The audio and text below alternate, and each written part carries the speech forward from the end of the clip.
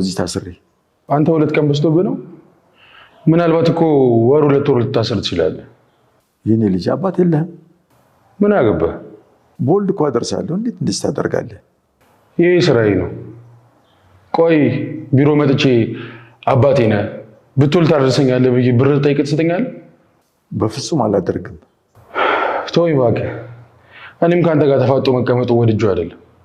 የአሁኑ አለቃ ግን ማንዛዛት ትወዳለች። እሺ የኔ ልጅ እና መንካት እባክሽን እኔን አትዋሸኝም። ጥሩ። እና መቼ ነው እሷ ጋር የምትሄደው? እና እንዴት ነው የምታደርገው? እሷ እንኳን ለጊዜው እኔን የማሳየት እቅድ የላት። እና ምን ተሻለን? ያው የሚሻለውማ ከተሳካልኝ ባይሆን ስትሄድ እከተላታለሁ። እንዴ ቆይ ከነቃችብህስ? እንዳትነቃ መጠንቀቅ ነው። ካወቀችም ደግሞ አወቀች ነው። እንዴ አሁን እኮ ቦምብ ላይ ነው የቆምነው። ትንሽ ከተሳሳትም በቃ አለቀልን። ይህንን ሚስጥሯን ከነገረችኝ መቼም ምንም ያለን የምታደርገው ነገር የለም። አደራ ዳኒ፣ አደራ ችግር እንዳይፈጠር። ለእሱ አታስቢ፣ ግን ባይሆን ካሌብን አስጠንቅቂ። እሺ። እኔ እኮ ግራ የገባኝ ህግ ባለበት ሀገር ለምን እንደዚህ እንደምንለማመጣቸው። ምክንያቱም ምን መሰለህ ካሌብ፣ ምናልባት አባዬን የያዙ ሰዎች ላይ ልንደርስ እንችላለን፣ ግን አባዬን ካጣነው በኋላ ነው የሚሆነው። ሁሉም ነገር በጥንቃቄ ይሆናል። ይቅርታ አድርግልኝና ካሌብ፣ ይሄ ነገር ሳይጀመር በፊትም አልተጠነቀቅክም። አሁንም በአባዬ ቁማር ባታሲዝ ባይ ነኝ። እሺ፣ እሱም ላይ ደርሷል። ያለበት ድረስ እስክትወስደው እየጠበቀ ነው። ቦታው ከታወቀ በኋላስ? እሱም እንደሚያደርግ እስካሁን አልታወቀም። ግን ካሌብ፣ ይህንን ሁሉ ጊዜ ታግሰን አሁን ትዕግስት ባናጣጥር ነው። እሺ፣ ለመታገስ ሞክራለሁ። ብትናገሪ የራስሽ ነው ችግር ውስጥ የምትከቺው። ችግር የለውም አልኩህ እኮ። ደግሞ በትንሽ ብር ያሽኝ እኮ። ወይ ብር ጨምሪ ወይ ቶሎ ተፋጪ። አለቀ እኮ እሱማ። ምግብ ይዘሽ ነይ። የምግብ ወጪ ራሱ እኮ በጣም ከባድ ነው። ታዲያ ለምግብ ይኖራል እንዴ? በያውን አፍጥኝ።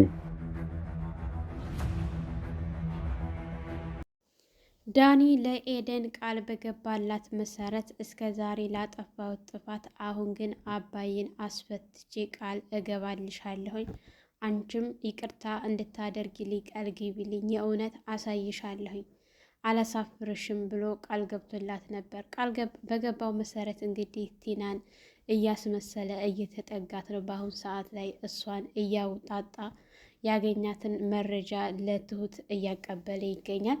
እንግዲህ ትሁት ሙሉ በሙሉ አምነዋለች። ነገር ግን ካሌብ እያመነው አይደለም። ምክንያቱም ትሁትን ራሱ ትሁት እየተታለልሽ ነው፣ እየሸወደሽ ነው፣ ከእሷ ጋር ነው የሚሰራው ይሄ ልጅ ቢላትም፣ ነገር ግን ትሁት እባክህን ካሌብ አንተ እንኳን ተረጋጋና እንመነው።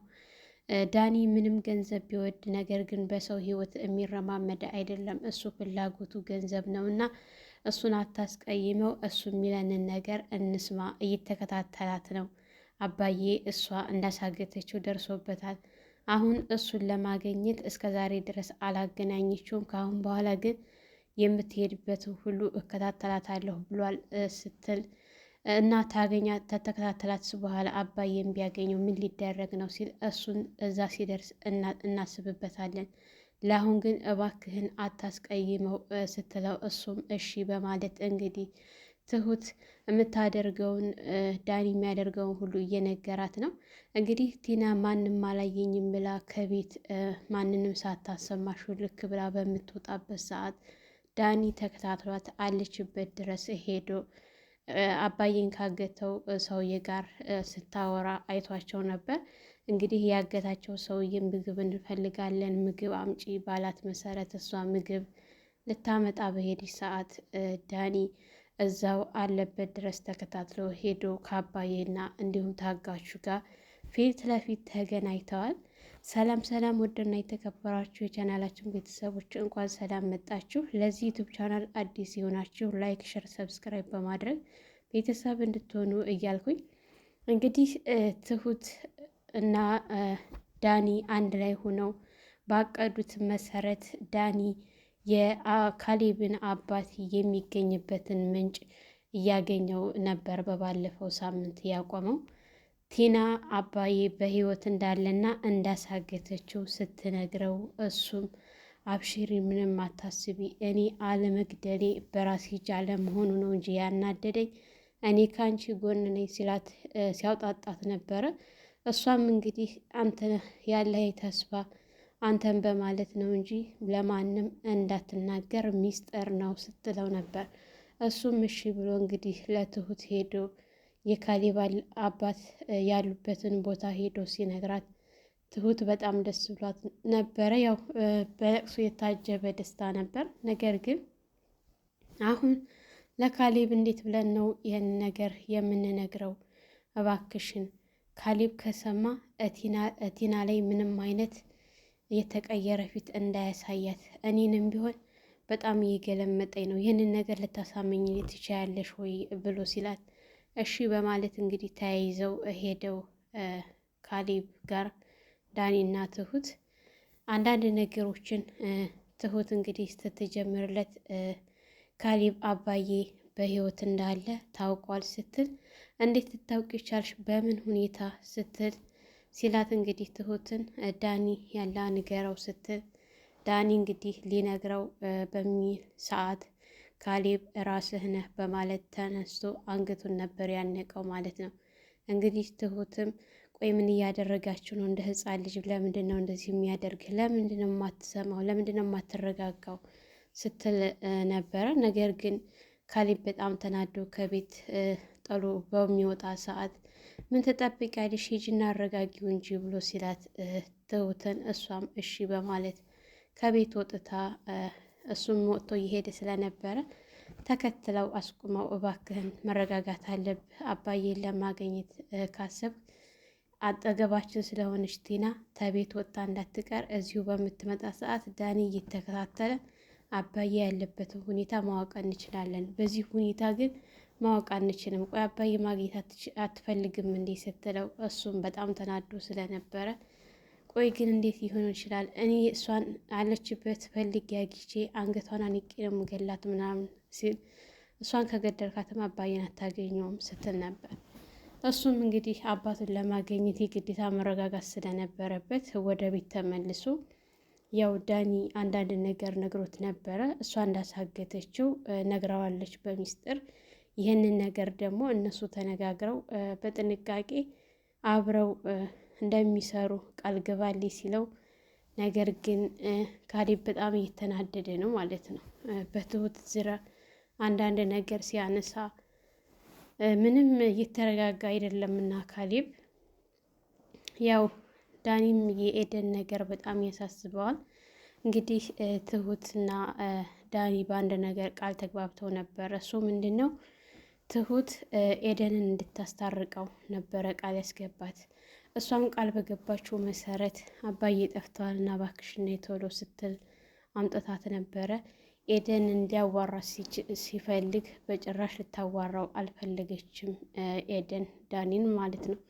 በአይኗ ሁሉ ማየት ራሱ እሱን አልፈለገችም። ነገር ግን የአባዬ መጥፋት አሳስቧት ስለነበረ የግዴታ እዚህ ቤት ልትመጣ ትችላለች። ያው ካሌብ ጋር እያወሩ በነበረ ሰዓት ዳኒን ስታየው ወደ ትሁት ጋር ሄዳ ነበረ። እሱም አስተያየቱን ከኤደን ላይ ኤደን ለማገኘት እኔ የፈለኩትን ማድረግ እችላለሁ፣ ስለዚህ አባትህን በህይወት ታገኛለህ ካሌብ ብሎ ሲል በጣም ተናዶ ክፉ ክፉ ቃላት ሲናገር ነበረ ካሌብ። እንግዲህ እኔ በሚስቴ ቀልድ አላውቅም ብሎ ሲለው ማን በሚስቱ ቀልድ ያውቃል ብሎ በጣም ተናዶ እስከ ዛሬ የደበቀውን ሁሉ በአንድ ጊዜ ዝግዝግ ሲያደርግ አንተ አለህ አይደል እንዴ አባዋራ ቤት ገብተህ የሰው ትዳር ላይ የምትማግጥ፣ በገዛ አልጋዬ ላይ ከሚስቴ ጋር እኮ ስትማግጥ ሁሉንም ነገር በአይኔ በብረቱ አይቻለሁ ብሎ ሲለው ዳኒ በጣም ደንግጦ የሚለውን ጣፍቶት ዝም ነበር ያለው።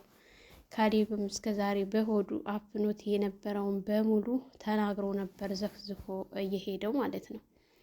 በጣም ታፍኖ የታመቀ ነገሮችን አሁን ላይ ከውስጡ እየወጡና እየፈነቀሉት ይገኛሉ ካሌብን። እንግዲህ ኤደንም ትሁትንም እንዲሁም ካሌብን አይዟቸው ሀብሽሩ እያለች ከጎናቸው እያጽናናቻቸው ትገኛለች። በዚህ ሰዓት ያው ጥሩ ልጅ እንደሆነ እየነገረቻት ነው ትሁት። ዳኒ ምንም እንኳን ክፉ ቢሆን በሰው ህይወት የሚጫወት አይደለም። እኔ ድሮንም ነግሬሻለሁ፣ አሁንም ቢሆን ዳኒ ነው ስለ አባዬ በህይወት መኖር የደረሰበት እንጂ እኛ ምንም ያደረግነው ነገር የለም ነበር ያለችው። የምርሽን ነው ግን አምንሸዋል? እሱስ ቢኖርበት ብትል በፍጹም ዳኒ አይኖርም።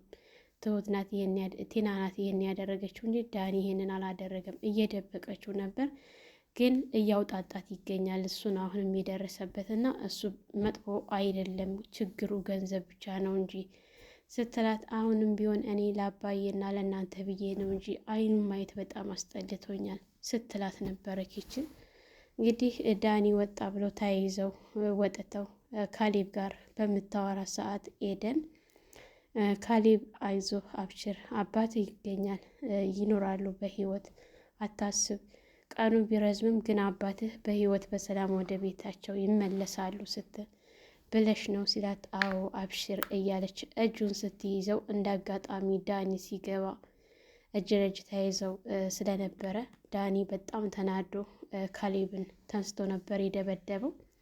ካሌብን ዝም ብሎ ነው ያለምንም ነገር አንገቱን ያነቀው ማለት ነው። በጣም ነበር የደበደበው። እንግዲህ ትሁትና ኤደን እነሱን ከገላገሉ በኋላ ከቤት ወጥቶ ነበረ ዳኒ። አብሽር እያለችው ነበረ ኤደን።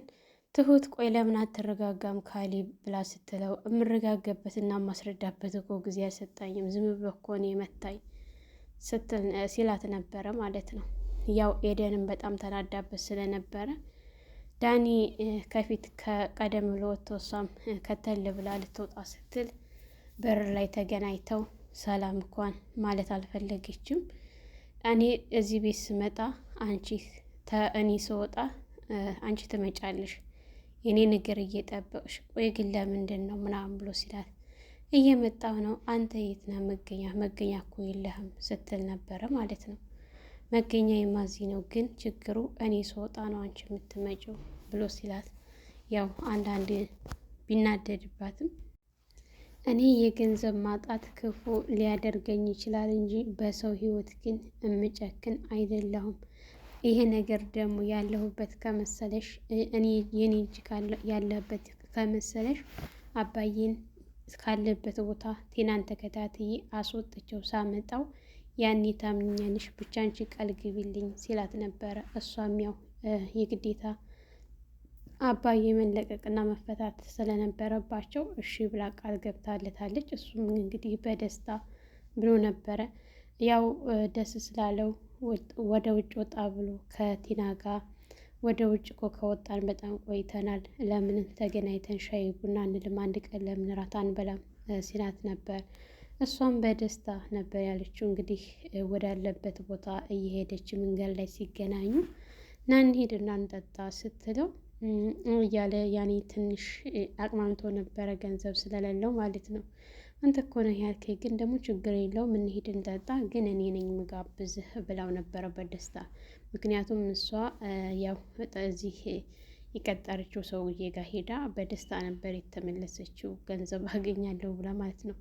የካሌብ አባት ግን መሬት ከፍ ሰማይ ዝቅ ቢል ለእሷ ገንዘብ እንደማይሰጡ ተናግረዋል። እንግዲህ ያገቱትን ሰውዬ እባክህን የኔ ልጅ እጄን ልቀቀኝ፣ 2 ቀን ሆነኝ እኮ እስካሁን ድረስ እጄን አልለቀቀኝ ምናምን ሲል፣ ዝም ብለህ አርፈህ ተቀመጥ፣ ምናልባች እኮ 2 ወርም 3 ወርም ልትታገት ትችላለህ እንደዚሁ ታስረህ ብሎ ሲለው፣ ደግሞም ካልሆነ ልትሞትም ትችላለህ። ቆይ ግን አንተ ለምንድን ነው የምታደርቀን? ለምን የተባልከውን አትፈጽምም? ሲል በፍጹም ሲል ነበረ።